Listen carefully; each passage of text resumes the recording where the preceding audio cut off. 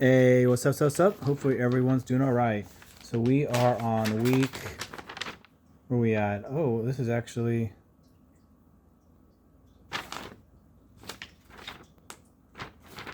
Oh, sorry. We are on Nehemiah 7 through Job 7, and that is going to be week 23. So we're on week 23, and like I said, the readings are Nehemiah 7 through Job 7. So, excuse me. Came through the end of Nehemiah, and Nehemiah is like so kind of it's the end of the chronicle, the chronological order, the events that happen in the Old Testament with the Jews. You have the prophets, like you have the prophets' writings and stuff like that. But this is pretty much like the end, or this is the end of like just the actual like events that happen in the Bible from beginning to the end, from Genesis to Nehemiah.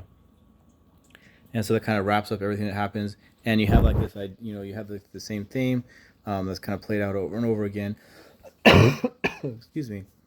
But just kind of reflecting on it, and I think that the Bible is written in such a way that it's important that the way that it's written, like why is it written this way? And so at first you kind of have like, if you go through the Bible and you start from the beginning, you have a understanding of what the events that happened, like the history of the world, and you have like a lot that happens in there. It's not just anything. It's like that's what we've been talking about for the last, for the last 23 weeks. And so 23 weeks of talking about different things and reflecting on different things. A lot that's going on. There's no small way to sum it up what it's basically about, but that's what we've been doing. So, but we're at the end of Nehemiah, and we're getting to Job 7. And Nehemiah, it's a lot about like the events that happen, the building of the temple, building of Jerusalem, and like at first, they're just like back there, and they're really outnumbered, and they rely a lot on God to help them. And so now God tells them that if they're good, that they will be able to go back to the land, and that He'll give them all their blessings. And they see this played out that, or if they don't, even if they're good, they ask for forgiveness, and being good is asking for forgiveness. So they ask for forgiveness, and they're brought back to the land, and then the people around them that they're enemies, God saves them from their enemies. And so, like I said, you see it get played out. And then after Nehemiah, you have Esther. And so reading through Esther, so Monday I have Mordecai, and Tuesday I have Esther. And for me, when I read Esther, at the very beginning, it's like all the like Esther and Mordecai are just like super amazing, right? Like they're just like super good characters. They're super good. Like they're very honorable. They're very kind. They're every event that they do is like pristine and like filled with righteousness and self-sacrifice and all this different great stuff that they do. And then, but when I read the end of it, when I read the end and how they reversed everything that happened on the Jews, and the people that hate the Jews actually the ones get killed, and they kill all like 75,000 people in the provinces, and I think it's like 500 people in the palace, Shuhan Palace, and then the king is like, at first he tells Esther like, whatever you want up to half my kingdom I'll give you, and she like tells it what she wants, and so he kills a lot of people, and he kills their son, 12 of their sons, and he hangs up, and that you're not really supposed to pay for your father's sins. And so you have this event that happens, and then it just like gets really dark. And I think that the ending of it, when they kill the kids' sons and they actually have a second day of retribution, I feel like it's too much, right? Like I mean, I understand like people can be super cruel, but in my heart, I feel like they just like went too far. They took the power that they had, and they went too far. I remember the king talks about Esther, and he's like, at first he's like, anything you want up to half my kingdom you can have, and then she takes it, and then she asks for everyone to be killed, and then when he comes to the second time, or like the third or fourth time or whatever it is, he doesn't say up to half my kingdom. He says, what do you want, and I'll do it for you. And I think that I think that like, I feel like he's like, okay, well, this is just too much, man. Like I understand what they're doing is wrong, but this isn't really an eye for an eye. This is like a I don't know, like a toe for a leg, right? Or a finger for a hand.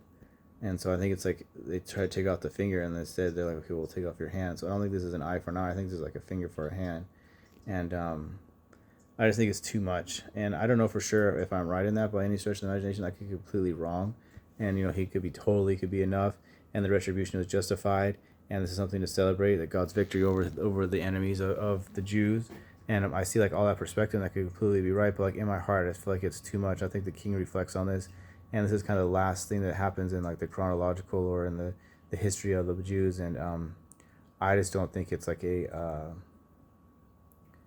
mean, it's not the last thing that happens, because I'm pretty sure this is before they actually go back to Jerusalem, but it's like the last thing that's put in the Bible. And I think that this is just too much. Maybe that's the Christian in me, because you're supposed to forgive, and so that's like the Christian in me that's talking as a different time, and like they're totally justifiable in what they did, and it was a great thing that they did, and it wasn't it wasn't a finger for a hand, but it was an eye for an eye. And maybe like they were trying to take off their hand, and they only made them take off their finger. So maybe the Jews were actually even like least in the retribution. Like I wasn't there, but it just has a taste that like it's just too much. Maybe a celebration of every year, and I don't know. But in my heart, and I could be completely wrong, and maybe I don't have a relationship close enough with the truth yet, where I can understand how this is like the right thing to do, and I know I can keep trying to build my relationship with the truth, and I keep trying to have more and more understanding, so that I do have better understanding of what the truth is, what the right thing to do is. And so Wednesday I have decree was given to kill the Jews was reversed. We talk about that. And so Thursday I have Job, and so now we're getting into Job, and Job is a lot, right? Like, and the thing is, like before I was like, okay, well, Job's children die, right? His seven sons and his 3 daughters die because God's testing him through Satan. And the thing about it is like not only does his children die, but his servants die too, and the cattle and everything, and all these people die. And they're like so concerned with Job not dying. God's so concerned about Job not dying, but all these other people die.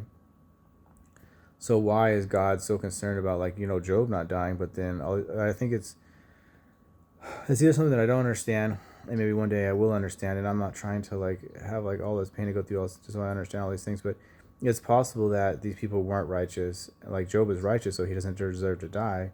But all these other people that were around, they were not righteous.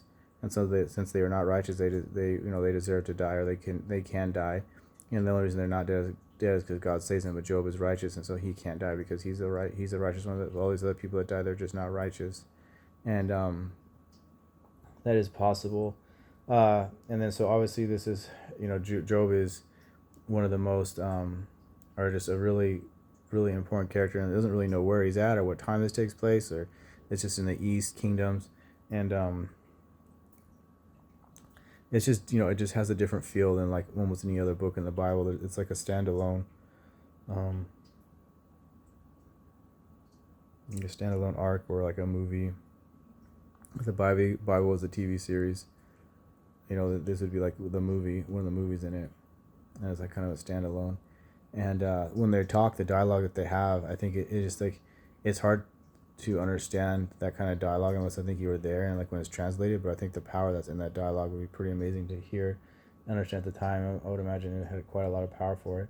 And then so Friday have Job loses a lot and there's a lot of pain. So it means everything that bad could happen to somebody happens to Job, and except for his life is taken. But other than that, it seems to be like every bad thing that could possibly happen, like humiliation, dishonor, losing all your family, losing all your goods, being in complete pain from head to toe.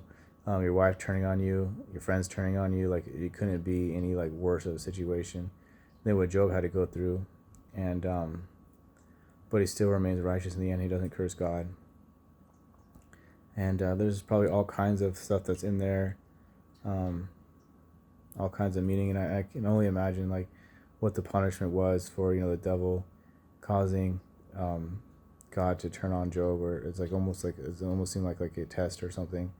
And to show that the devil, to show that man is bad, and I couldn't imagine everything that's involved there. But I think that with Job, there's a lot that's involved, a lot that happened, a lot that changed after Job, not only here in this world, but in the heavenly realm as well.